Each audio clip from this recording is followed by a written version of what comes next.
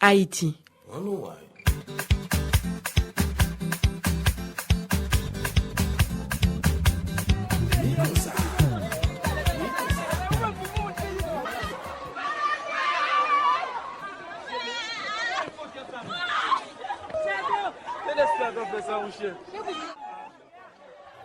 Le 12 janvier 2010, Haïti connaît le tremblement de terre le plus important de son histoire.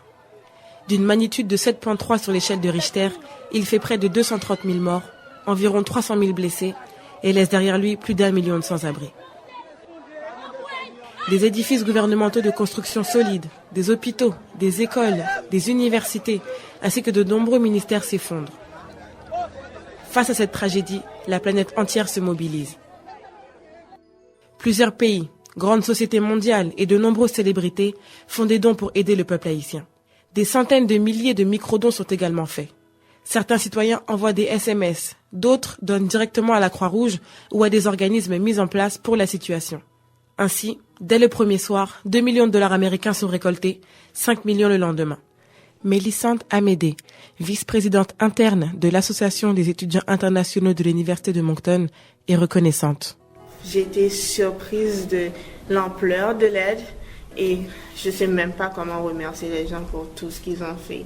De son côté, l'Université de Moncton, qui compte l'une des plus importantes populations étudiantes haïtiennes au Canada, soit 77 universitaires, a pris des mesures pour s'assurer que les étudiants haïtiens des 3 campus soient bien encadrés. Dès le lendemain, une cellule de soutien a été créée dans le centre étudiant pour que les Haïtiens puissent être ensemble.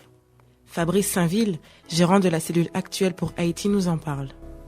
L'université nous a étonnés, ça c'est le moins qu'on puisse dire, parce qu'on n'aurait pas pu ni prévoir, ni même espérer une réaction aussi rapide et aussi attentionnée, aussi bien spécifique. Moins de 12 heures après, ils ont pris soin des étudiants, ils nous ont donné un espace pour qu'on puisse être ensemble. C'est incroyable qu'ils aient compris qu'on avait besoin d'être ensemble. Vraiment, ils étaient attentionnés et puis ils ont vraiment pourvu pour que nous puissions entrer en contact avec nos familles, pour que nous puissions prendre des nouvelles. Et c'était précieux parce que affronter cette situation seule aurait été difficile pour n'importe qui.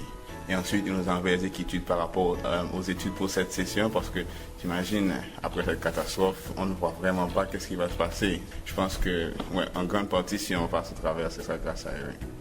Cette session, les étudiants haïtiens n'ont pas à payer leurs frais de scolarité. Ceux qui résident dans les logements du campus sont exemptés de ces frais et ceux et celles qui louaient des logements à l'extérieur du campus ont eu la possibilité de déménager dans les résidences du campus. Une carte de la cafétéria leur a également été offerte et ils reçoivent un montant mensuel afin de parer à leurs divers besoins. Mathieu Gingras, le conseiller en recrutement et en promotion de l'Université de Moncton, a été sauvé par le continent africain. Il nous raconte.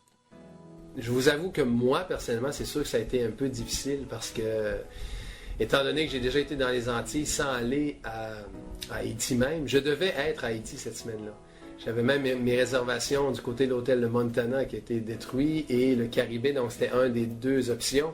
Je devais être dans cette semaine-là, c'était soit l'Afrique ou Haïti. Et quand la délégation s'est confirmée, donc la mission en Afrique de l'Ouest, l'Afrique m'a sauvé, l'Afrique me dit viens nous voir avant d'aller en Haïti. Donc j'avais repoussé au 23 février ma mission en Haïti. Bien entendu, ça ne s'est pas fait. Mais c'est pas juste par rapport à ça, c'est le fait que je savais très bien qu'on est l'université qui a le plus d'étudiants avec visa, qui viennent directement de Haïti pour venir étudier avec visa. Donc ce pas des gens qui ont passé par la famille à Montréal.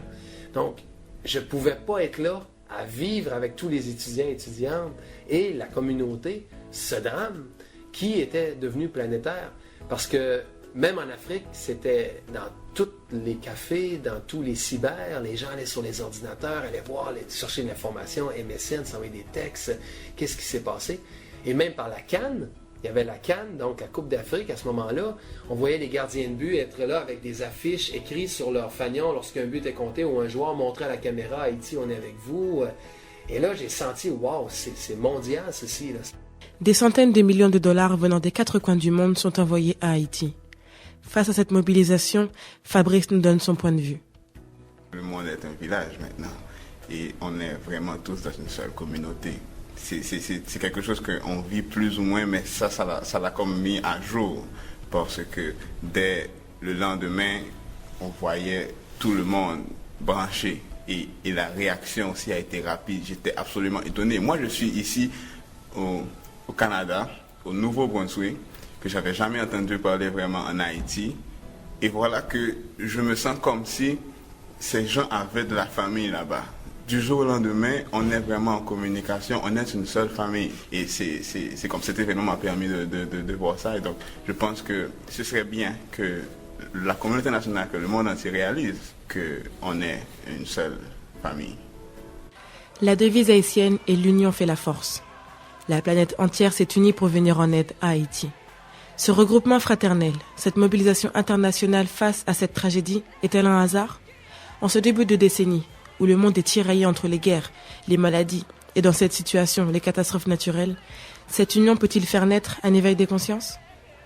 L'expérience a montré que l'union fait la force. Et quand on regarde la communauté internationale maintenant, on voit une démonstration quand même unique de coopération et de mobilisation. Je me dis que Haïti a beaucoup à offrir au monde parce que c'est incroyable comment ce peuple est charmant. Donc c'est sûr que si au moins ça peut servir à faire progresser toute la communauté mondiale, on peut tirer quelque chose de ça. Je pense que si on peut vivre cet idéal, au moins ça aura servi à ça.